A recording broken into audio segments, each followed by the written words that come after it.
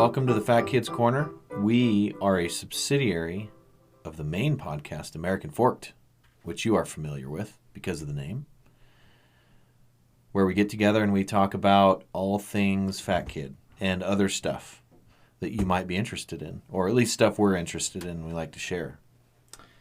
That's right. And I'm here. My name is Jeff. I'm going to quasi-host this thing, I think because I'm the fattest kid here. I don't know. We didn't vote or anything. There wasn't a weigh-in. Yeah, we didn't weigh in. Should we? No, we're here. I think we're good. Let's just start. But we do have a guest that is on their way because their weigh-in did not calculate them to be a fat kid. And I think you barely qualified. It was his BMI. He gave us his BMI, and it was appropriate, I think. You think so? We'll let him give that out if he wants to. Yeah, he'll divulge that information. Okay, good. So, and then, yes, I am Jeff, the hostess with the mostess. Hostess. That does sound kind of nice, huh? I'm hungry.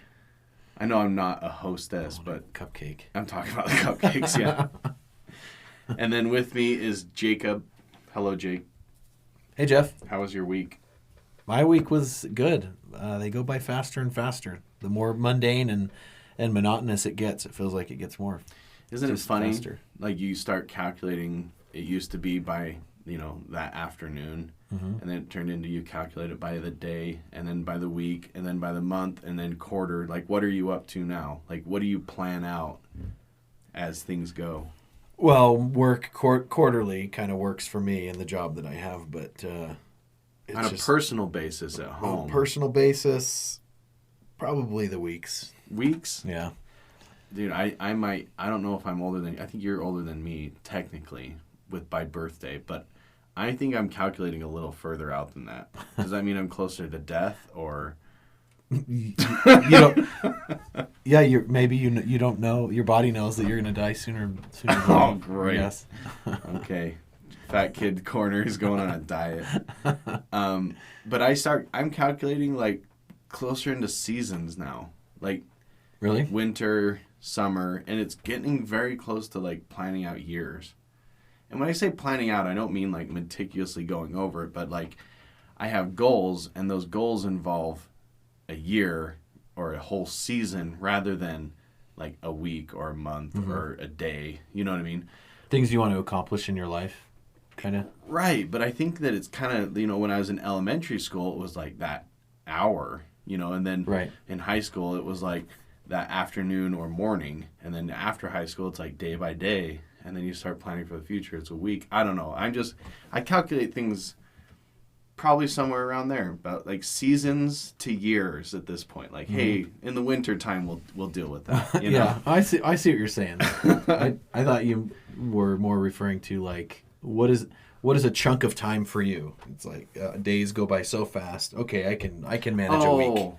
I agree with you on that then. Yeah. A week is about what I think but too. Because you're right, days go by so fast but no, I mean just like when you start planning the future, like I know what's happening this year, basically. But in high school, I would have never known what was happening by the end of the year. Or like 3 days later. Yeah. Sometimes I didn't know what was happening at lunch, you know what I mean? Like it was too far for me to think about. Right. But now that's kind of what I'm looking at. So anyways, that was just kind of a curious point. And right now I'm looking at Tinkerbell's backside. Can't help it. Yeah, we're broadcasting live, except the exact opposite of live, from what has been dubbed as the murder closet. I'm going to go out on a record right now and say that no murders that we know of have actually taken place here, but there is a very awkward small room with no windows in my house, and I have hung blankets up on the walls for recording, and there's some colorful ones, and one's a Tinkerbell. And it's right behind Jeff, whom I am looking at this moment. And behind Jake is a giant panda, and I say giant only because I believe that's the breed, that's the name, that's the actual name of that animal, right? Giant panda. Is it? I don't know. Yeah. San Diego Zoo panda? Is that? Yeah, exactly. There are some little birdies on that panda, and then we have a white tiger to the left of us that I think is trying to communicate that we can be eaten at any time. Yes. So don't get too cocky. Be careful when you wake up in the morning. Right. Behind Jake's left shoulder, what do we have over there, Jake? Minecraft. That's right. These are all... A tree? Or what is he?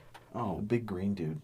You don't know what that is? I don't know the characters. Do you play Minecraft, Jake? I have never played Minecraft. Do your kids play Minecraft? They play Roblox. They used to be into Minecraft. I understand. They're Roblox. So my kids are very much into Minecraft and into Roblox. We aptly named that the Boom Boom, but it's called a creeper. And what it does is in Minecraft, it'll come up to you, and if you get too close to it, it'll explode and ruin everything around. So we call it a Boom Boom just because it's funny. And but I think the technical name in the game is called a creeper. And there's something with cheetahs and creepers. I don't know. Like cheetahs will set off boom booms, but other monsters won't, or animals won't. I don't know. I just learned. My mind just got blown. I just learned too many things. It's because it's a boom boom. Yeah. He blows minds. He blows my mind. Basically. And then we got a scenery commonly seen. A scene that is commonly seen around Christmas time, which is baby Jesus. In what did we decide? Precious Moments. Precious Moments Moments. is the artwork. The Precious Moments Of baby the Jesus nativity. blanket. Yeah. And my kids call it this, and we've called it this for years because my aunt made this blanket, and we've had it for a very long time, probably 10 years. Both my kids call it the baby Jesus blanket, and that's just what it's known as. Aptly named, I think. Yeah, baby Jesus blanket. So now you know exactly. And behind you is Tinkerbell. Tinkerbell, yep. Who my daughter has decided is not wearing pants, and I kind of agree. She's not really wearing much. Yeah, unless they're flesh-colored pants. Oh, they might be some of those Lolo Bellas. What are those things in the mall? Girls wear? Yoga pants? Lulabelle? I don't know. There's always... LuLaRoe? Maybe. Lulu, yeah. I don't have any of them. Yeah. LuLaRoe is the name. Is of it? Well, they make tight pants. Here's all different colored patterns. Though. Yeah, but did they have a store in the mall? I don't know. Oh. It's a multi-level marketing thing. So if someone has an independent store, then they can. But I don't think it's that. This is a commercial store, I think. Well, here's what I do know. When I go to the mall, there's always, like the COVID lines. Mm-hmm. I hate them. But there's always a line for this like super tight pants store, which I'm fine with. I'm okay with people wearing them. But we don't wear them. No, not. It's not our preference. Not outside the murder closet. I mean, we don't wear them at all. I mean, but the point is, maybe Tinkerbell's wearing some of those pants. Maybe it's possible, right? But we can't tell because it's a blanket and it's flesh colored, right? And it's not real. It's a damn blanket. We don't know. Okay, quit getting after us. I would like to kind of introduce myself, but for me, this has been kind of a tough 12 months, and my transition has been difficult for me. Yeah. But I think that now as a member of I can comfortably, kind of come out now, and I think that as a member of the FOBC plus community. What is that? Fat, obese, big, and chubby. Okay. Plus community. I currently identify as a trans body, fat, binary, fluid, curious. I lost you at hello. I just get... and my pronouns are he, him, and his. Oh, I see what you're doing. Is this your Instagram file that you're just reading? You and sometimes Y and dude. Is this your Instagram profile you're just reading right now? No. Oh. I haven't gotten that public with it yet. You should probably publish it on Instagram so people will know. So they know, yeah. So they know how to communicate with me. Yeah, Instagram is life. Yes. Well, that's good. I'm glad to have you. We have awarded Jake with the Fatter Kid Club because he's just on the road to becoming a fat kid. Yeah, well, like I said, I'm a trans body, so I don't know what any of that means. I'm currently transitioning from. Oh, I see. From not fat to fat. Wow. And so, there's also binary in there because I think I can be either fat or not fat. Okay. And fluid because I'm, you easily transitioned. Okay. And curious because I really am curious to know what it's like to be fat. So Yeah, you haven't been fat much your life. I mean, the truth is I wasn't really fat growing up either. I thought I was, but I really wasn't. But I looked at you as a friend, and if people don't know, again, we're like longtime friends. What, 20 years? I don't know. It's hard to think about because we're getting old. Well, 1998, I think, was when we... Yeah. I think Will Smith was on the top of the charts, getting jiggy with it, probably. Smash Mouth was a big band. Willennium. Yeah, that's one. That's one of them. Why I decided to bring that up, no idea. Men in Black. The MIB. Mm-hmm. Welcome to Miami. Or something whammy yammy. I don't know. Yep. Anyways, yeah, that's about when we became friends. Yep. And we've been friends for a very long time. So I would say that me and Jake probably are a little bit more on the same level of things. Politically. Awesome-wise? Yeah, awesome-wise, yeah. Mm-hmm. I'd say more politically, we understand each other. And I don't know, with just thoughts and processes, we're on the same page. And that's why we hate everyone so bad. Well, that's why everyone is wrong. Yeah. Right. And that's why we set up this secret recording where we were here and other people aren't here. In the death body room. We didn't try and get anyone else to come. No, we didn't let them come. Everyone else wanted to. They're like, you guys going to record? We're going to be like, no, we're not going to record. Yeah. And we're eating pickled asparagus and pepperoncinis. Yeah. These pickled asparagus are dope. I really hope you've eaten a few of these because there's a lot less in there than I remember when I brought it down here. It was full. Yeah. And it is currently not full. Have you had some? Probably 10. Oh, thank almost. God. Because I thought I ate all of them. I think I've had about 10. There's a really weird thing that happens when you eat pickled asparagus because you have the pickled nature plus the pea, like, changing smell. The fact that you're eating asparagus. Right. Yeah, all the things that come with it. But it's different than regular asparagus. Really? Yeah. Amplifies it things. Almost has like a... Do you taste ketchup in there at all? Yeah, I do actually. Not sure where that's coming from. No, it's not that at all. I think ketchup has vinegar in it. It might be the vinegar. It very well may be the vinegar. So Bolter just arrived. Yeah, I did. Did we decide he's a special guest or? Well, I lifted both of you guys because I'm so big and strong. Mm-hmm. Mm-hmm. And Bolt, I think, weighs less. That's so Bolt, inaccurate. So Bolt, you're our special guest. After 20 years of working at a burger place, I'm not the skinny kid. I know that much. No one can be the skinny kid except for that one skinny kid. So Bolter and I are both mesomorph body types. Mesomorph? I'll pretend like I know what that means, but I don't know what He's making up all kinds of stuff. There's endomorph, or ectomorph, mesomorph, and endomorph. I only know xenomorph. Ectomorph is beagle. Xenomorph is the only one I know. That's the aliens on the movie Alien.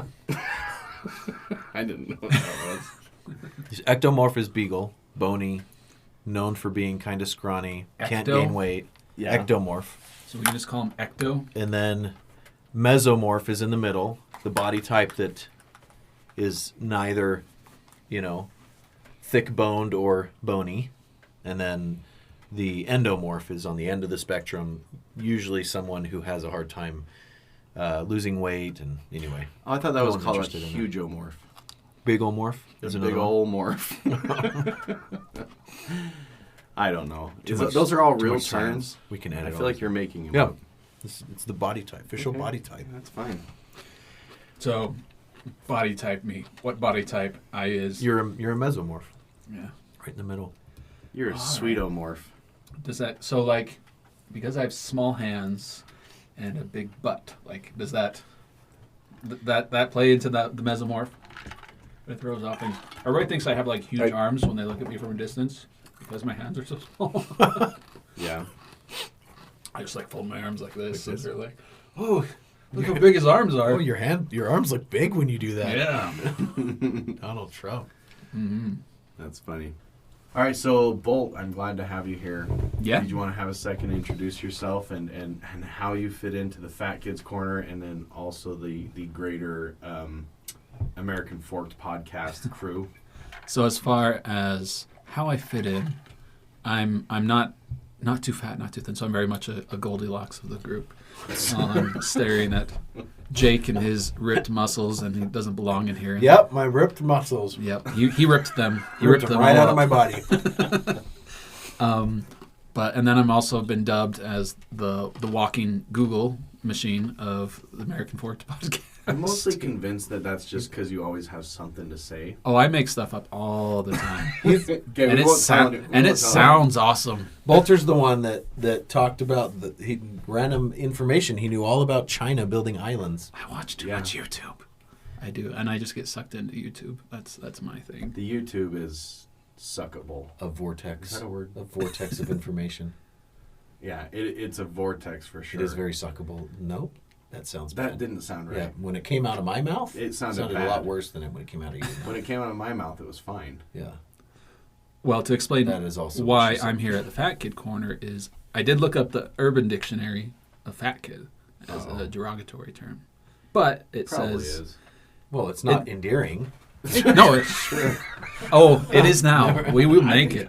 No, but no. That there's So a our couple- goal on the Fat Kid Corner is to make the title Fat Kid No, an but endearing title. under Urban Dictionary, it does have an endearing. It has fat kid is any person, regardless of age, sex, or stature, who adores food with every fiber of their Oh, being. there you go. So that's even if comfortable. you just adore food and it affects you differently, You can still identify as a fat you can kid. still identify as a fat kid. All right. Basically, if you're depressed and you're like, I need to eat something to being undepressed, you're a fat kid. It's to give the kids who live in their parents' basement and play Xbox all day a sense of belonging. Mm-hmm. There's one phrase that I think that we should steal from 50 Cent, and that is, I love you like a fat kid loves cake, because I have a feeling that 50 Cent says that, and he doesn't fully understand the love of cake from a fat kid. Mm-hmm. I just don't think he gets it. So he uses the analogy, but like if an actual fat kid says, I love you like I love cake, that means a lot more. That means more than 50 Fitty saying it. More than Fitty's trying to get across. Right. So he should, if he said like, I love you like a profane gym addict loves to lift weights. Yeah. Then it would, yeah. Or like, I love you like a guy who started his own drink company, but loves drinks, loves money. I don't know. Loves money. Yeah. There's a lot of that like would really be a lot. close analogies. Those are almost identical. Fitty, if you're hearing us, if you really want to speak to your people, don't talk about how much fat kids love cake. Yeah. Fitty. Because you don't know. We don't feel it from you. We're not feeling it. Fitty, you can find us on Patreon. That's all I got to say. Patreon.com/American Forked. Get us some of that vitamin water money. We now officially have 6 patrons. And the 6th one is Bolter. Congratulations. I added $2. Here's your $2. Sorry to swear, guys. $2. But I was hoping it was an actual listener. Afraid not. Then again, He do does listen. right? I do. Okay, well, never mind. He's like 1/10 of our listenership, I think. Mm-hmm. Well, that's great. I have it just playing in my restaurant in the background all the time. And full of you just saying to your employees, I'm sorry, guys. Sorry, guys. I'm so sorry. I know this is the 18th time I've listened to it this week. But I'm trying to get our numbers up. I'm sorry. it's just it'll help. I'll translate it into Spanish soon. That's what we need. The Spanish corner. Yeah. We need to some learn live Spanish. interpreter. Yo necesito aprender español. Yeah, I'm not buying it. Yeah. Where's your accent from? Provo. Yeah, Provo. Down by the creek in Provo. That's funny. Well, hey, I've got a few topics that I can bring up. I also have a surprise topic if we want to. It's called. How do we get to the surprise? Well, It's called Uber Eats. that would be really cool right now. But no, the surprise topic is called Ask Jeff's Daughter Anything. And you can ask her whatever you want. You guys want to do that? Sure, bring her in. All right. So Bella's here, my oldest daughter, and we're gonna play a funny game called Ask Bella Anything. And my friends are gonna ask her a question, and she's gonna tell us. Are you nervous, Bella? No. It's okay. You're gonna do great. She'll do great. Okay, Jake. Trent's not here. Ask her anything. When did you realize that your dad doesn't know anything about being a dad? Just now. Just, You just figured it out. yes. Good answer. Newsflash. Sorry to break it to you, but he's been making it up. He's been getting all his information from Siri. So We're all making it up as we go. let's see. Do you think I know what I'm doing as a dad? Yeah. Why do you think that? I don't know. How much does your dad pay you in allowance? $10 a week. That's right. What do you have to do to get that? Watch Wesley 24/7. What? Their little brother. It's a pretty good deal. What else For do you have him. to do? I don't know. You do chores every night, right? Yeah. So she does. Not chores just every night. chores. I walked into the house and I was like, wow, it looks like you guys just cleaned. And Jeff's like, yeah, the kids clean every single day. They do. It's because Like- I beat him. Yeah. Like it looked like a restaurant after it closed. The chairs were up on the table. Oh, that's a different The- story.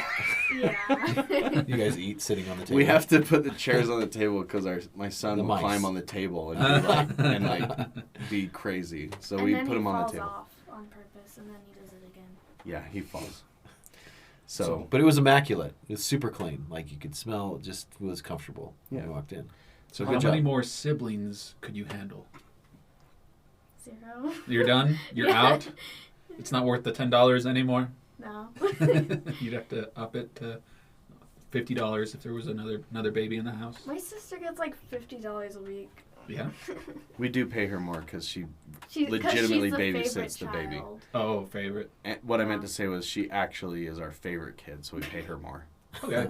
That's what I meant I to mean- say. Sorry. Oh, you have talked about how I it's important to mean- be honest Yes, with your yes. kids. So that Yeah, I they're have. honest with you. Yeah, I have. I told these guys that you were on TikTok for a really long time one night. And that's all right. Yeah. Yeah, that happened, huh? Yeah. I think everyone can relate to that though, because TikTok and things like that are very, very addicting. You bet. Yeah. What do you want to be when you grow up? I want to. Tall? No. I want to, like, either work at a bakery Mhm. or, like, dog walker. I don't really know. So you like to bake? Yeah. Not as much as my sister, though. But you also like taking care of dogs? Yeah. Bella saved up. How much did Luna cost? $250. $250. Bella saved $250 to get her own puppy. What kind? It didn't really matter. But she ended up getting like a pure mutt. Yeah. A purebred mutt? She was a collie, corgi, kelpie. Good. They probably got like the best parts of it. The problem with like if you All get of purebreds, the C name, Yeah. the Yeah. C type dogs. like if you get a purebred dog, they're like broken because they're so like inbred. Yeah. Like their moms, dads, they're also their grandpa's uncle. Yeah, I think mutts stuff like that. get a bad rap because they really do get like a lot of good from a lot of different breeds. Yeah. They they live a long time. She's Yeah. a great dog, and Bella has been able to teach her a lot of cool tricks, huh? Yeah. Yeah, and she's smart, and she's a good dog. You Trying was to think smart, that- you was kind. Because you said you like to bake and take care of dogs. There's actually a pet groomers in American Fork that they also have like a pet bakery where they bake treats. Yeah, I know. Mon Paws? Yeah. Yeah, That's is cool. that what it's called? Mon Paws? Once they baked 200 cakes Mhm. for £1 Yeah. and give Aw, them to each dog. that's cool. I hope they're doing well. I So don't- my daughter Zoe, who you Yeah. know, she loves to watch dog rescue videos on YouTube. Hmm. And that's like her life dream is to be a vet. Do all those videos have "In the Arms of an Angel"? Yeah, pretty much. What was her name? I don't remember. That's why I sang it. I don't remember her name. That I want to say Sarah Bareilles, but that's Sarah not it. McLachlan. Sarah McLachlan. McLachlan. Sarah McLachlan, The yeah. other Sarah. Yeah. That's Sarah Bareilles makes you feel happy, Yeah. not yeah. not like sad that the world sucks Mhm. because we don't take care of Yeah. animals. Because there are starving people in the world or animals. No. So she we- wants to be a vet. And we're eating Yeah, she pickled wants to be food a- right now. Yeah, we are. Mhm. Dogs don't like this. No. So, if you had $1,000, what would you buy with it? A car. Yeah. What are you? Never What? mind. What would you do with the car? How much money do you have in your savings? 800. Ooh, you're almost there. You're getting there. You gotta get your driver's license. One of the things that we did, Bella actually had $800 in there, and she forgot, obviously. But Uncle Biden, you guys have an Uncle Joe. Biden? Uncle Joe. Uncle Joe. Yeah. Come on, man, you know me. Come on, man. He recently gave my kids some money, so Really? yeah, you actually have over $1,000 in your account. Oh my gosh. Doesn't Wes? Let's how go much car does Wesley shopping. Have? Probably just whatever Uncle Joe gave him. No, he had like 100. Yeah, something like that. So, all right, now here's the next part of this. You're gonna ask us each a question. Okay. Okay. There's Bolt, Yeah, Bolt. Jake, and Jeff. Okay. I'm your dad. I'm your dad. Bolt. Yeah. How was your first kiss? How was? Wow. Not when, but how was Wow. my first kiss? Just right When- into it. It's more like, when will your first now kiss we know be? what's on your mind. You guys are playing softball. is with this, this, is this right? research? Is that what this is? I'd actually like to know this story too. I was probably pretty late to the game. I was 16. Mm-hmm. And it was just a girl that I took to homecoming who I actually worked with and just thought was cute.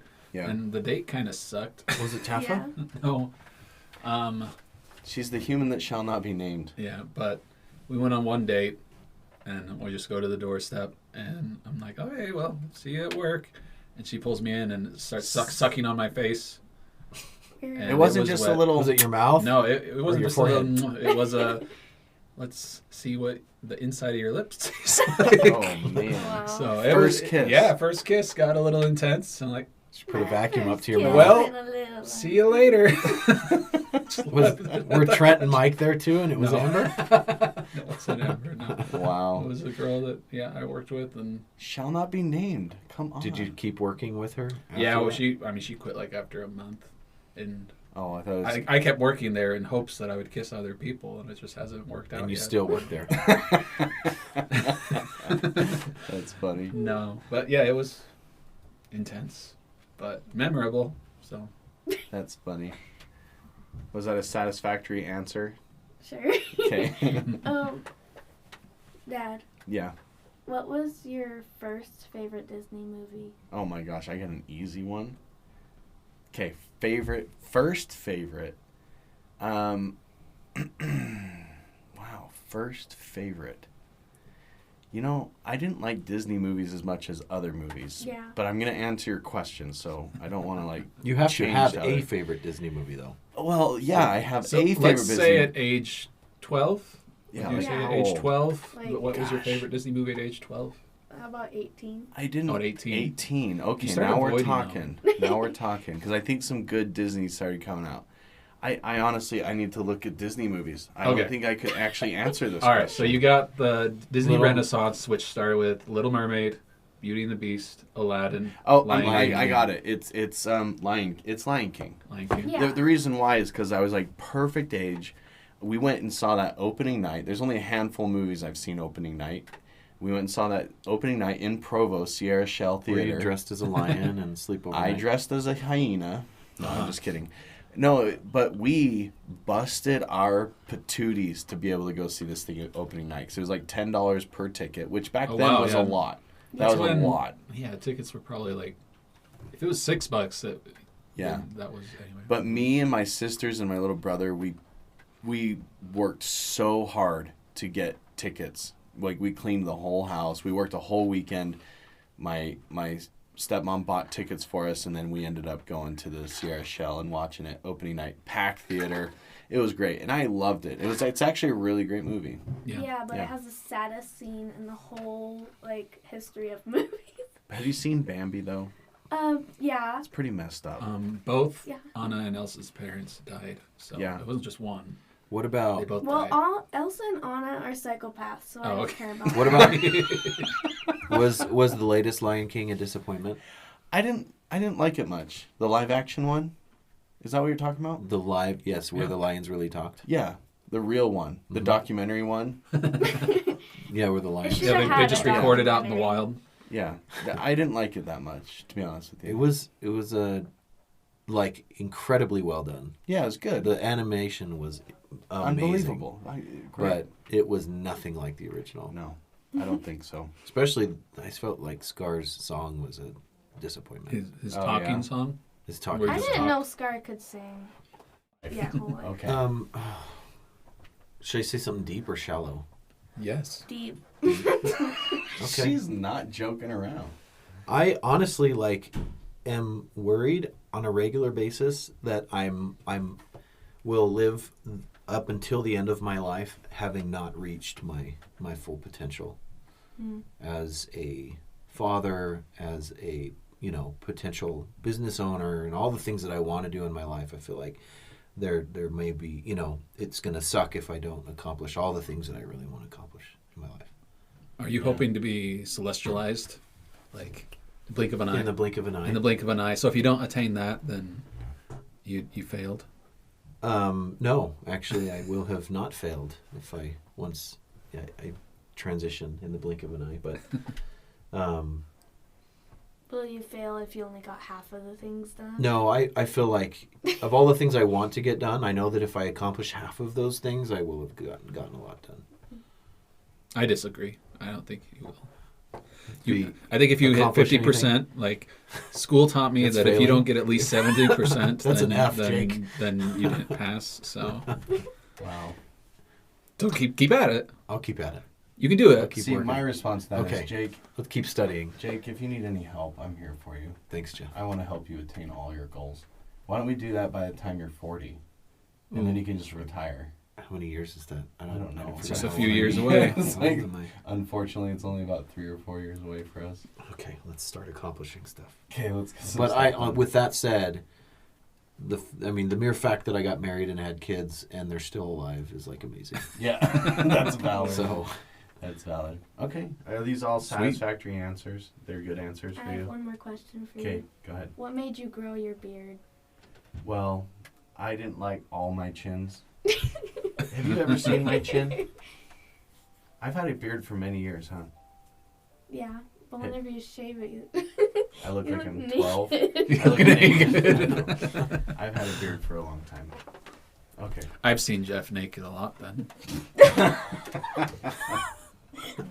Thanks, Bolt. All right, thanks. a lot of pictures of Jeff naked. Have a good night, okay? Sweet. I love you. Thank you. Okay, now that it's just the boys at the table, let's talk. I got a few things. Here's a great one. Since we're kind of talking about kids in the future, and we brought up, having kids and whatnot. This is a sensitive subject, and I need the listener and I need you guys to track with this. Okay. Okay, so when a man and a woman love each other, Okay. No. Oh. That's not the question I had. But Okay. here's what I'm getting at, because you can see how this would be very offensive to some people, but I'm trying Sure, to narrow sure. it across. Okay. So we're going to fully establish right now that childbirth is extremely, insanely, unfathomably difficult for a woman, especially unfathomably for us, because we don't know. I've never pooped out a watermelon or anything near it. So that's fully duplicated. Or past it a is stone. it is the craziest, most intense thing that a woman will ever do. Mhm. Right? But here's the subject I want to talk about. Let's just set all that aside and talk about how difficult childbirth is for the man. oh, how difficult it was Yes. for us 'Cause- to go through that 'cause- side by side with our partner. Just whatever within you that made it difficult, because it's not like a walk in the park. It's not like, oh, I grabbed a cheeseburger and then I came home and she had a baby there. It's like there's a whole process that you go through and everything. Yeah, of course, getting into the hospital, whatever, right? Yeah. So was there any part of that was difficult for you? So Walter, well, let's For us. let's Yeah, start for with us. so for my oldest, she's 10 Mm-hmm. tomorrow actually. Wow. So my wife carried baby great. Didn't have any. She actually didn't have any fake Braxton Hicks contractions. Oh, wow. We just went into. She went into labor, and When she's But- ready, she was ready. when she was ready, she was ready. But she was in labor for over 24 hours, so it was a long, drawn-out process. And we get there first early in the morning. So contraction started at 2 in the morning. Mm-hmm. we get to the hospital and they're like, well, she's not dilated enough, so Yeah. let's send her back home so she can get a good night's rest there. Like, that doesn't work when Yeah, you're having no, it doesn't. contractions. Yeah, good night's rest. They gave Yeah, her right. like Percocet to help with the pain, Oh wow. but that makes you nauseous. So she throws up in the car on the drive Wow. home, and so I still get her up to bed, and I like have to go and fish out the Percocet from her throat From to the give throw it up. Give to it some her more. Oh so man. that she feels a little better. See, that's the So- stuff I'm talking about. Yeah, Like so- you had to clean up throw up. I get it. Like No, she's going. Well, it's because you feel a little more helpless, like as a husband, and you want to take care of your wife. You want to take care of your spouse, and I felt, I went from feeling like confident. Okay, this is how we get to the hospital. I'll make sure she has everything she needs. To then right. everything got thrown up in the air. It's like, well, go back home and figure this out. Like, Go south. what? Yeah. And so I'm a little nervous. But anyway, we get to where she falls asleep and for in and out for a while. Then we go back to the hospital and See, but here's and maybe I'm being a jerk about this. You're telling me basically the whole birth story. I just want to know your story about it and what was tough for you. Like I can understand kind of what the kind of stories I'm looking for is like you had to go and clean up throw up in the car. But see, you're saying, oh, it's not a big deal, but guess what? Cleaning up throw up in a car kind of sucks. yeah, well, but it was all right. Like, Oh my god. sorry, I just I could just I'm picture just both, teasing. and I can just picture you in the car, like just smiling and laughing. Yeah, like, as you're picking up la-di-da. Like, Percocet out of puke. yeah. Well, I didn't have to eat it. I've been like, at least I don't have to eat this. I'm giving this to my wife. Rinse it off So, and give well, it to her? we had a bowl actually because Oh, okay. so she threw up Okay. into a bowl. So it wasn't Oh, like I that's was not that bad. fishing it out of like spare Between Cheerios that are at French the bottom of fries, Put it yeah. through a colander and Yeah, just Sifting strain like it an out. archaeological site, just trying to get through. No, Yeah, you No, shake it. It but- rises to the top. But it does suck at hospitals. Like, I don't know which hospitals you guys were at, but the first one we went to, like, the couch that you sleep on to be there with your wife sucks. Oh There you yeah, go. There you go. That's the kind of stuff. Where Yeah. Like, it just it 'Cause was I agree. terrible. And and I wanted to get up more with the baby throughout the night, the Yeah. first night, because my wife's exhausted because she just got ripped in half by Mhm. a demon that just popped out of her. Mhm. Love you, Paisley. You were a demon. You're great now. Yeah, you were spawn that you were exercised. You were his spawn. Yeah, but so yeah, that sucks. It's a little unfair that they do give you one meal usually as the spouse there, Mm-hmm. but then you would have to pay for everything else. Like they give you one meal for free, It's so funny. and then after that you have to pay for the meals as well. Or I think it was even like you couldn't pay for it, so you had to get food brought in for you if you Yeah. were going to stick around and help your wife, or go get it yourself, leave her. So just a couple things. That's I guess up there with like how Brian Regan jokes about how there's no valet parking like at emergency. It's like, isn't that's one of those oversights? Yeah, it seems like a most important place. Right? Like, This is kind of interesting because to hear you guys' experience as guys at the hospitals, because as Jim Gaffigan would say, I don't know if you guys have heard this from Oh, him, yeah. but like I had all my kids I've at heard it home. all. I've had all my kids at home, or my wife had all her kids at home, because I like to make people feel uncomfortable. Like that's why we did it, because it's really awkward to talk about. But we had all our kids, I should say we had two of our kids straight up at home. Like we didn't go to the hospital or anything. My son, we had at a birthing center, and we ended up at the hospital. But we did not have the traditional go into the hospital and give birth in a hospital. Like all my kids were born outside of a hospital. So it's a little different because to me it was like the weird thing, my first two kids, I didn't have to put them in a car for like a week or more. I just 2 weeks, 3 weeks before we even went anywhere. Didn't even Right. have to put them in a car. Right. And then my son was crazy. Three hours after he was born, I'm putting him in a car seat, and I'm like, what the heck's going on? This is weird. I should be used to this. But everyone I'm knows, yeah. But like you guys, that's pretty normal. Like maybe well, yeah, the night's first day time or obviously. something. Yeah, you get like you make sure you got the right car seat, and it's on the lowest strap setting, and Yeah. the pads on the straps are like nice and clean and snug, and make sure that the baby fits in there perfectly. And on the first kid, it's the only manual to anything you've ever read, right? Like you actually read that manual. Like everything your bandsaw at home doesn't matter. You got every professional opinion. You did your research. You read books. Consumer reports. You know what the safest car seat is and why. You're driving, 15 miles an hour under the speed limit on the way home because you want to be super safe. Yeah. But we've brought this up before where it's like, I didn't get a ton of advice from my actual parents on how to do this. So we're like, we have to Google all this stuff. Because parents are like, you'll figure it out. Right. When you were a baby, we didn't have car seats. We just laid you on the front seat. Well, I intentionally rolled you around in the dirt when we came out of the hospital to pick up those antibodies. Yeah, that's funny because that's true. I know my mother-in-law told me that her dad would special order his vehicles to have seatbelts because the cars back then didn't have any seatbelts. So yeah, you're right. It's like, and she told me that they had this little thing that they set in a car so the baby could lay down in it. Because when you're traveling around with a baby, you can't just set them in your lap all the time. And, if they take the baby a nap, rolling around on the floor. Yeah, jeez. Lay down on the seat. To be fair, cars that old, though, you hit the brakes and the car doesn't really stop anyways. Like, it takes, it's a nice, gentle stop. And, Yeah.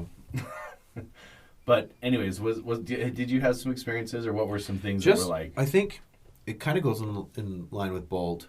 The expectation as a father who cares, we kind of share that.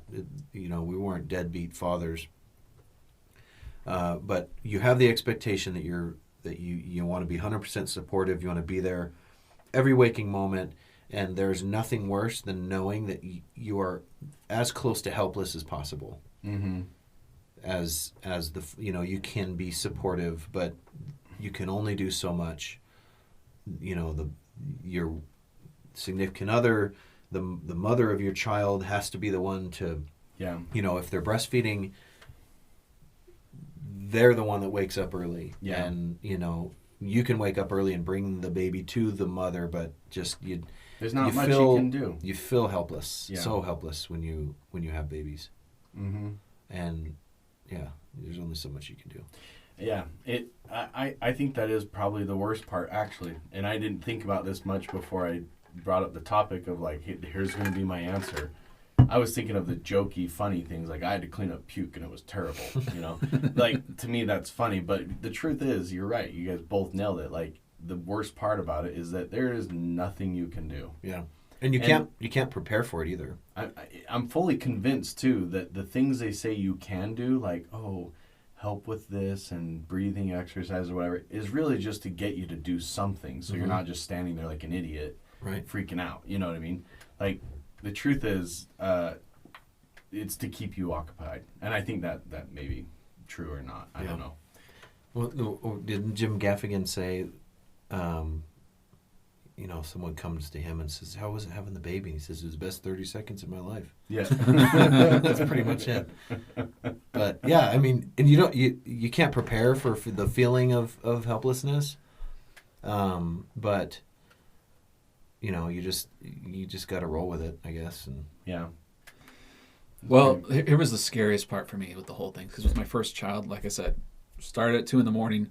And again, this is the day after conference. So at my restaurant, conference Saturday, it's a tradition for everyone to go out and have shakes and burgers and fries. And so we're just, it's our busiest day of the year. First weekend in April, right? Yeah, so it's our busiest day of the year. And that was the due date. So I'm like, great, this is going to go great.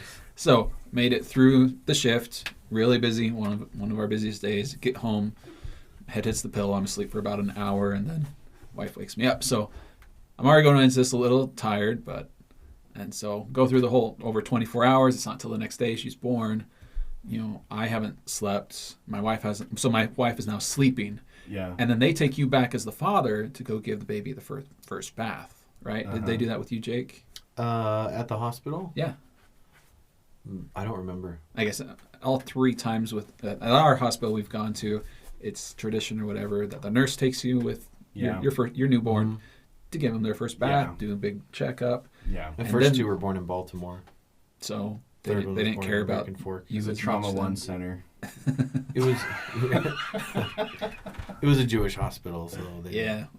Just kidding. No, I don't think that we did that.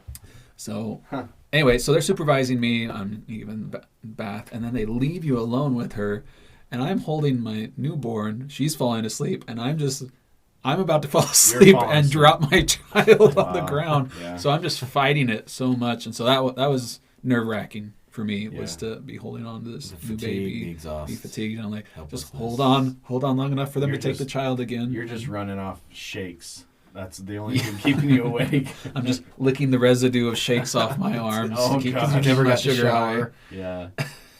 It's funny because I think that I had it even easier because, okay, so the first two kids, like I said, I had straight up at home, and it was super easy. Like, you're at home. Like, you set things up and you get things ready, and you know, and the midwife comes over to the house, and you know, you guys they deliver the baby, and it's super pretty cool, like, experience actually.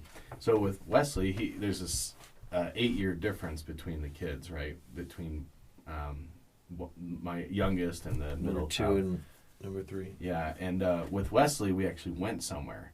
That was crazy. And you guys probably experienced this. Like, your wife is ready to go into labor, and you're driving somewhere. Like, that was a weird experience for me, because I'm, like, going 83 on the freeway, like, okay, if I got pulled over, that's probably not a big deal, because I could go, hey, she's in labor, and I'm being safe enough, and I'm not, you know what I mean? Right. Yeah. It was just really weird transporting my wife who's going into labor, and needing to go somewhere in order to have this happen. Like, we were planning on, you know, when you're at home, it's just like, you're at home. You're already kind of ready to go, you know. But you're on a journey that matters, like getting to where you need to go more so than pretty much any other time. And I'm sitting there just thinking the whole time of, like, okay, I've seen the news before. Do I have to pull over on the side of the freeway and deliver a baby? Right. I mean, I'm only going like 15, Do I have 20 the blankets minutes away. ready? Right. I'm not going that far, but I was kind of like, you know, I think we drove past probably 4 or 5 hospitals, to be honest with you, before we get to this place. Gonna make it. But I just didn't know what to expect, and it was really weird. And anyways, it's definitely an interesting experience. So, Well, you went from for most of us, it's just our first experience is weird no matter what, right? yeah. And so you got accustomed to a different way, Uh-huh. and then you're like, Yeah. you flip the tables Yeah. up all over again for your. Yeah, for your third kid, it was a Third kid. completely different experience. Yeah, it was totally And different. from, you know, so we have 3 kids. After the first one, you think that, you know, when you're having the second one, it's like, it's going to be a walk in the park. I know all about the baby car seat thing, but it's every pregnancy's different. But going into it, at least for the first one, you know, the experience, the doctor, the only thing that I worried about, or that I could remember, obviously I knew that I wanted to be supportive, but, you know, the doctor says you can't have sex for 6 weeks. And it's like... You're like, that's going to be so terrible for me. But Jake, But obviously that's- you haven't had sex But during it's COVID been a year. anyway, so It's been a year, and I'm fine. You know, I'm fine. Quarantine is that's lifted on Stupid. April 10th in Utah. Are you guys going to go party? Are you going to go do something? You going on a date? I'm sure we'll go to Anniversary Inn. I'm sure we'll come together somehow. That's hilarious. Well, here's another funny thing about kids, okay? And you guys, to see if you guys are like me. The first kid, it was like all the gadgets. Like, guys are gadget people, right? Yeah. The diaper genie. Do you know what the diaper genie is? We had one for our Did first you have baby. one of those? Okay. Did you ever use it? Yeah. Okay. We We did. never used ours. And the second one definitely did not have a diaper genie. I'm pretty sure it broke. Oh, yeah, really? when you lock it down. It didn't last long. Yeah. I didn't think we even had it for the second baby. So tell me if you have something to share on this concept. Like, it's gone from like diaper genie, and you have to have a changing table, and you have to have this, and all these things, like these gadgets, these things that you got in the first one. And now with my son, I'm literally like, I don't know if he needs clothes. Like, I'm not sure if I really need to clothe him. He'll be fine. Like and guess what? He actually is fine, which is the funny thing. But I'm literally like, what? I'm not buying a damn thing for that kid. I've been through this. They're fine. Like, you know what I mean? But I'd do say you guys have yes something like that? and no. Like you said, you have hand-me-downs. You know, you hang on to the baby stuff and give it. But you know, like for the first baby, we didn't have like a video baby monitor. Uh-huh. we upgraded for our second child to get one, and then we upgraded again and got like through Ring, so that everything's just all linked together. And so technology gets better, and so you get whatever's most convenient. So we're staying up to date on that. Yeah. But as far as like having to get the new stuff, it's more just like, oh, this makes sense to get it because it'll just be easier. Yeah, well, the first one, you want to be careful. You get the best glass bottles you can get, and the BPA-free nipples, and the best formula. Yeah. And then by the third, it's like, they can have cereal when they're 3 weeks old, of course. Why not? Well, how about not? Here's the thing. I mean, the glass bottle thing is perfect because that way we had similar ideas. Like, you had to get that exact bottle. When you wipe, like, poop and dirt off of a bottle enough times, you're like, the glass isn't doing shit for this kid. Like, sorry to swear, but like, this bottle's not doing any good for this kid. I can just get a regular bottle because it's dirt. You go to the DI or yard sales, and you're like, a dozen bottles for $3. Sweet. Let's boil them. It'll be fine. Yeah. I guess my kids were too stubborn because we'd have to like try different bottles to find the one that they like. No, you're right. And and you do whatever you can to get them to sleep. Yes. We trying to find that balance between making sure they've slept enough and then like don't have them completely rule your life. Yeah. So you gotta say no on certain things. Yeah. How old's your youngest now? So my youngest is 3. Okay. And how old's your youngest? 6. See, my youngest is almost 2. So I will say another thing. I've got a big gap between my kids. The older kids and Bella that was just in here she's 12. She'll be 13 in August. And then Wesley, who is very young. The difference in those years, like I had my other kids when I was in my early 20s, right? And now I'm in my early 30s having another kid. The technology that you brought up, the technology has changed so much, like video monitors and stuff. That was never even around with my other kids, unless you wanted to drop $500 or $600 on one. Yeah, that's true. You couldn't really get it. But there's a lot of things that are like, it seems like they're just like, oh yeah, they figured that out now with kids stuff. It's just that's just standard. It's not even anything special anymore. Like strollers, like. There used to be crappy strollers when I had my first kids, but now it's like every stroller is just amazing and like collapses perfect and it's all nice and super simple and bottle warmers and Bluetooth.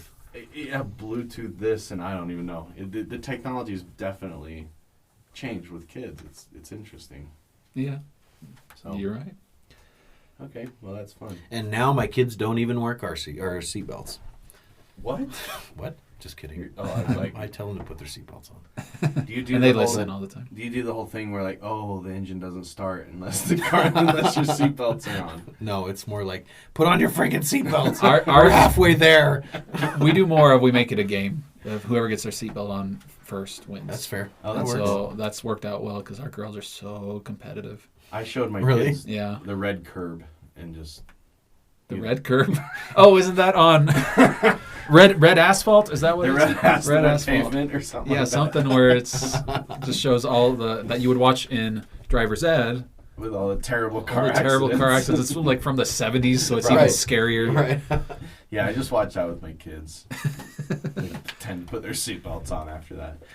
I don't know why my kids always wear their seatbelts, so I probably scared them half to death one time. My son tells me to put on my seatbelt all the time. Oh, really? Nice. Yeah. Good. Why don't you have it on anyways? Good question. Yep. Next topic. I always ask the hard question. Was there a point in your life when you had an experience, and this is the question, what was the experience that made you go, I need to start adulting now. I can no longer be a child. Huh. Very specific experience where you became the adult. Still haven't had that. And that's a valid answer. Or have you? Well, it is an interesting thing. Like, there's things that happen, and maybe it's like a multi-level thing. It's not like an instant flip over into I'm now an adult. Yeah. But maybe it's like, I'll go first. I do have an experience that I had. We bought a house in 2007, okay? And we didn't know it at the time, but Colleen was already pregnant with my first child.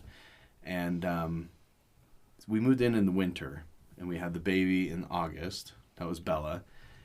That next winter, we had this newborn baby. So August, September, October, November, December. So we had a 4-month-old. And long story short, work sucked. I was like barely paying my bills. The furnace went out in my house.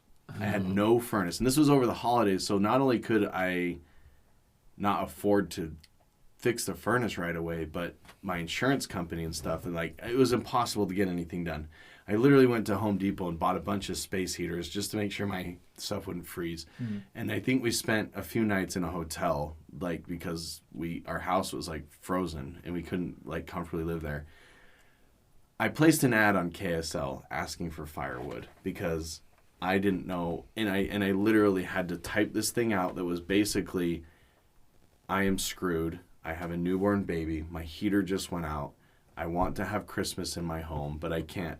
I was like at rock bottom. Yeah. I felt like I was rock bottom. I know it wasn't like the worst. It's like, oh, boo-hoo, Jeff. You have such a terrible life. People were so awesome. And they came by my house and they just dropped firewood in my front yard. And I had a bunch of firewood, and it was so awesome that I was like, you know what? I realized I got to pull myself up. I got to pull myself up by my own bootstraps or jump out, get into gear and start being an adult, because now it was a weird transition. Not getting emotional. I need a drink. Unless it's good podcasting to get emotional. Drink the tears then that are streaming off your face, Jeff. Let me take a drink. But I just realized at that point, I'm like, even when it was me and my wife, it's like, we are adults. Like, she can take care of herself. I can take care of myself. Now I have this person in my life, my daughter, who literally cannot take care of herself. 100% dependent upon she relies on me, an adult, and my wife, an adult, to take care of her, or she will actually die. Yeah. And I was like, okay, that's it. I have to do better. I'm getting my own firewood. I have to adult. And I started adulting from there. And I still don't think I'm learning fully, how to do it. Yeah, not fully adulted. Well, yeah. But Adultified. yeah.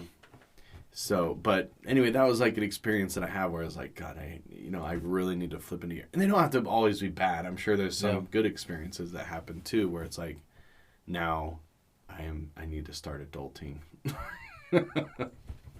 But I am no longer in high school. Yeah, exactly. You can't just fly by the seat of your pants, so to speak. Yeah. Make it up as you go along. I can't just grab things. I can't just grab a macho combo burrito on the way somewhere.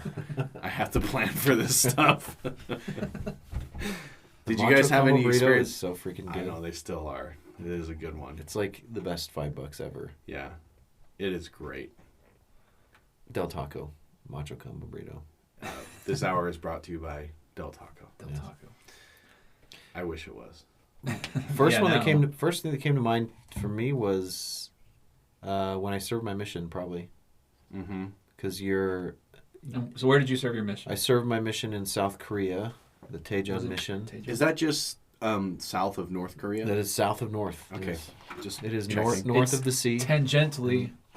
Tangentially. You use the word of the day.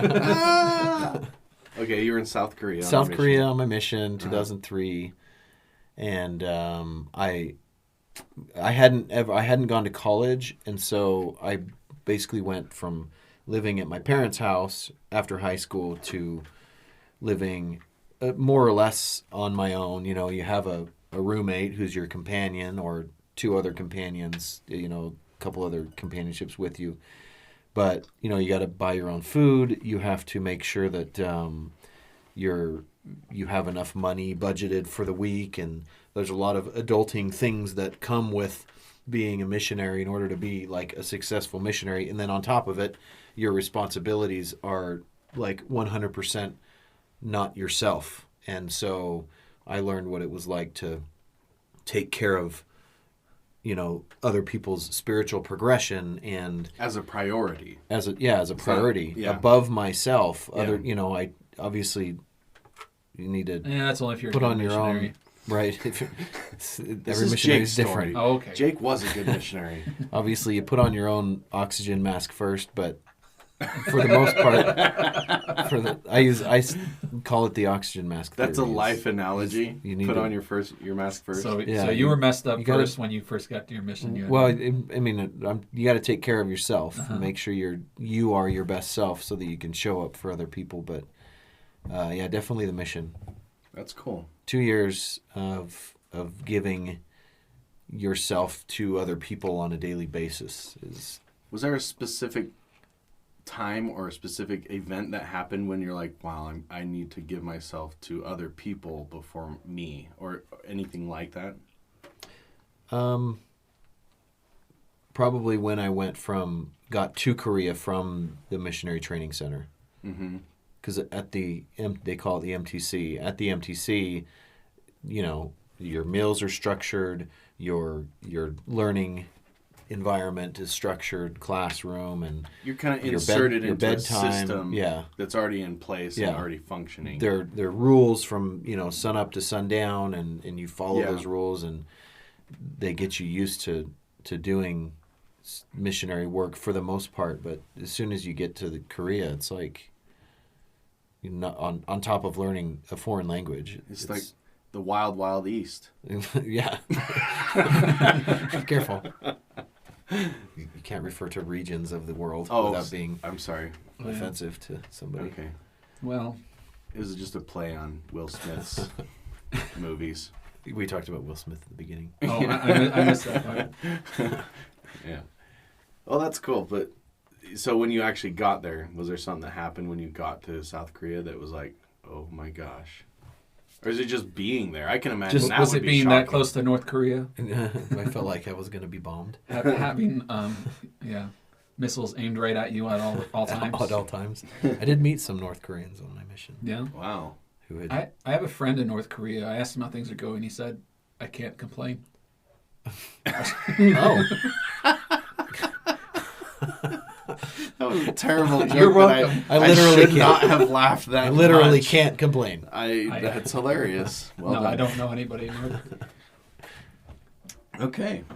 Well, Bolt, do you have a story in mind along these lines? All right, so when I was like 4 years old, no, I'm just kidding.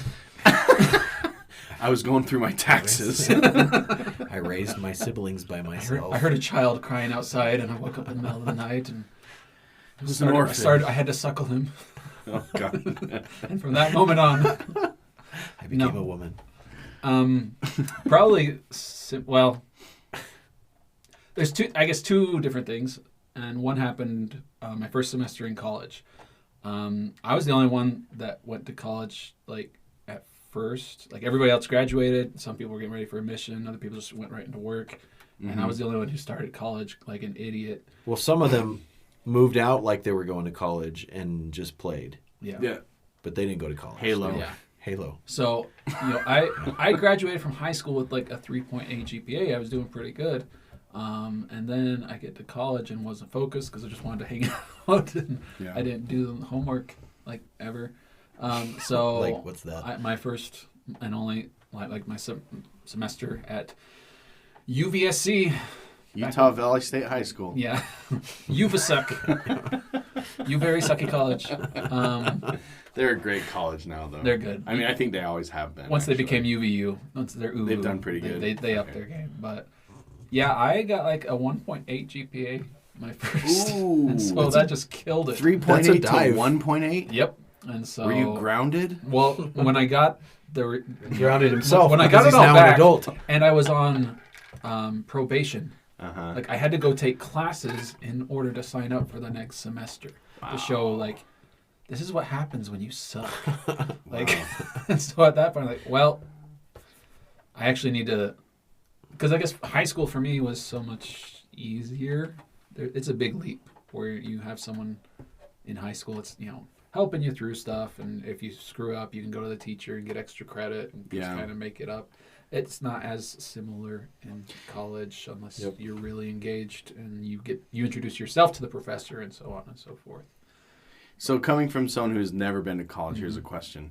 it like in high school, I can see What how is it's it? like, what is college?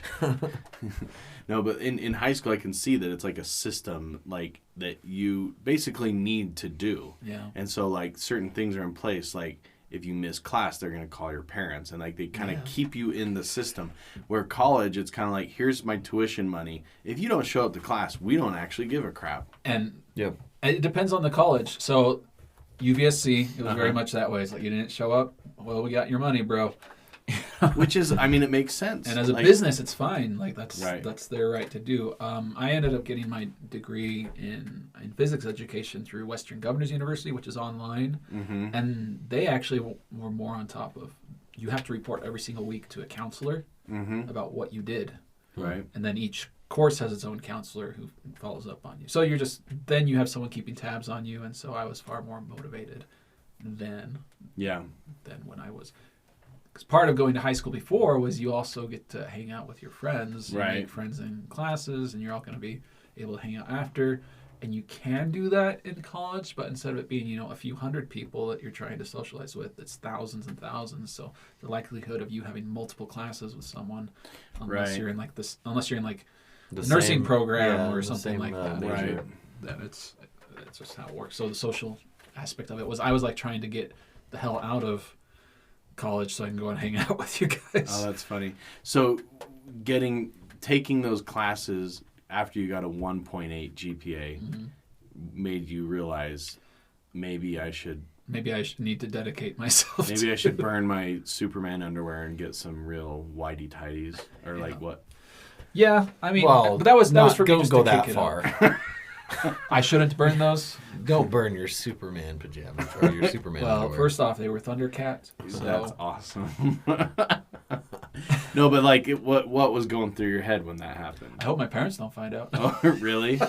Did they help pay for it? For No, college? no, they didn't have to pay for college at all. It was just, I'm not mad. I'm just disappointed. That's more of what I was going to expect from them. Anyway, so had I just not gone to college, would have been better. But Right. I didn't. I was very good at making sure I was seeking proper advice for my life choices. Right. And that's a little bit thing about like the culture of Utah Valley is you have all this support of like you need to go on a mission. You need to like how much of that did you have because you didn't go on a mission, and so like did you feel pressure when you were a teenager to go on a mission? My recollection of that, this is Jeff, and I did not go on a mission. Yeah. In fact, when it came around missionary time, when I was about 19, is basically when I stopped going to church. Yeah. And that wasn't due to any animosity or anything like that. It was just that what happened was, I think my bishop at the time, who's hilarious because it's Phil's dad, was my bishop, asked me to become a missionary and go on a mission. And that was the first time in my life that I realized, I had to take all this information from this religion and the doctrine and all the information and teach it to somebody else. And then I actually started looking at myself and going, do I even believe in this enough to be able to teach it to somebody else?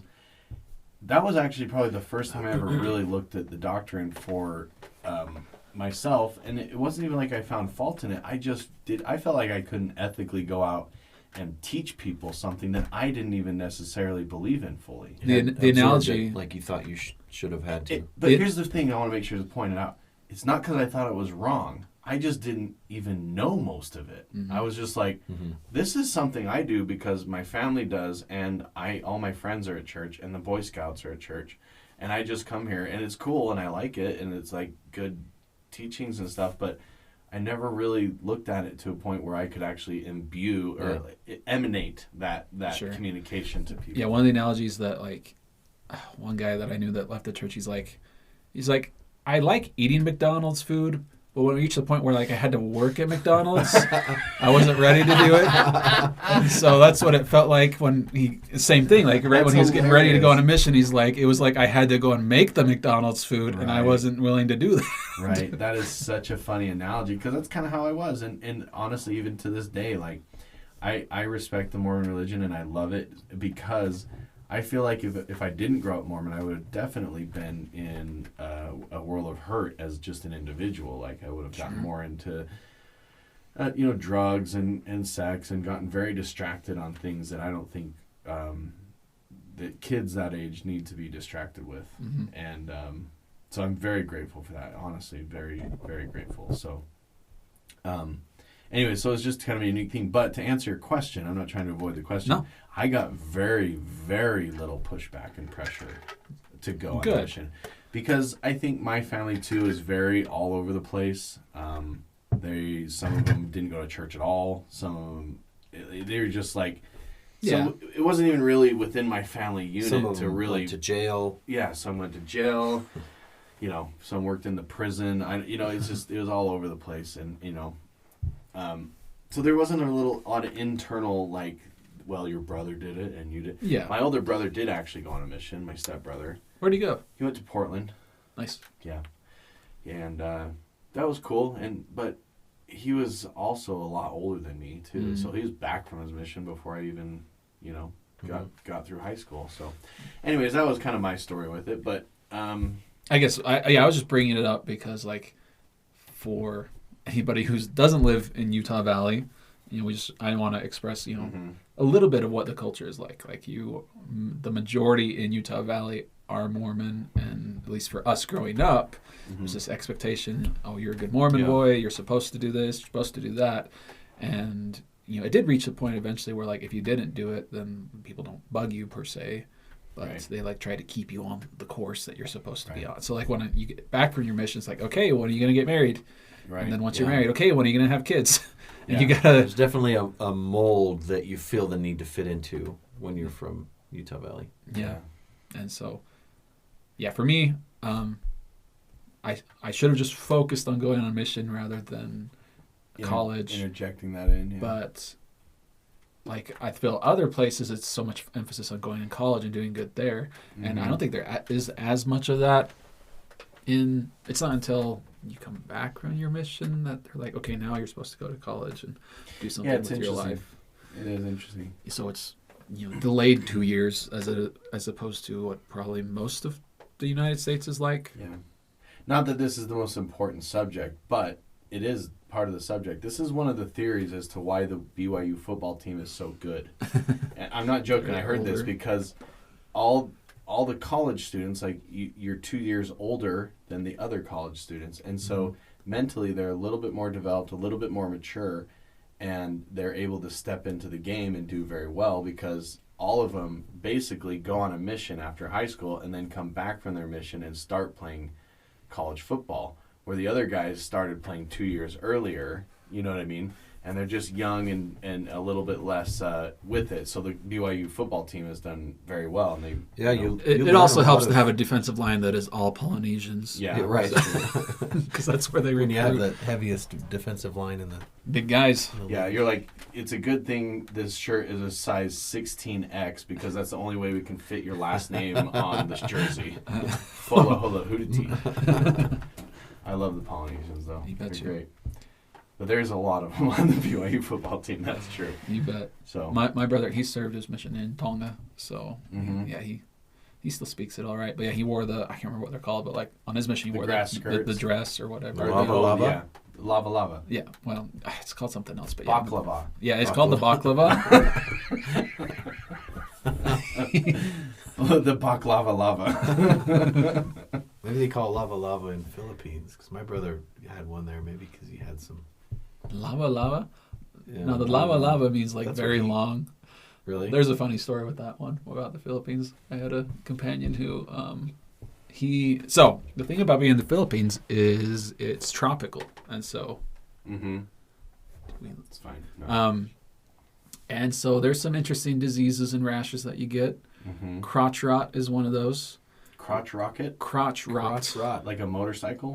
Where you have like a rash in your nether region because you're constantly sweating there. Sounds exactly as disgusting as I'm pretty sure it is. And so it's a rash and you need to go I'm still pretending it doesn't exist. You need to go see I still think it's a motorcycle. You need to go see the dermatologist. However, the only dermatologist in the city was a female doctor.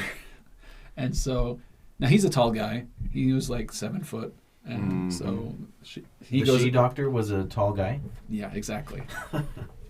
That's another story. No, what are you talking about, though? So he has to go into the dermatologist and strip down to his skimmies so that she can check out what's going on. She doesn't realize he speaks Filipino, and she whispers, makes him- "Ooh, laba laba," which means like, "Oh, very long," talking about his junk. And he responded. And he said, "Salamat po." He said, "Well, thank you very much." That's really funny. Anyway, All right, well, thanks for sticking with us. This has been the American Forked Podcast, Fat Kids Corner. I think we had a tally of 0 F words, and we're going to keep it that way. As long as Trent doesn't come over. Boom. Boom, You're welcome. shakalaka. Now my F&A. kids can listen. We love you. Email us, info@americanfork.com. Follow us on Instagram. We're on Facebook. And Where Twitter. else are we? Twitter. Twitter, Patreon, or just come over to our house. That's fine. Have a good night. Bye. Bye. Okay.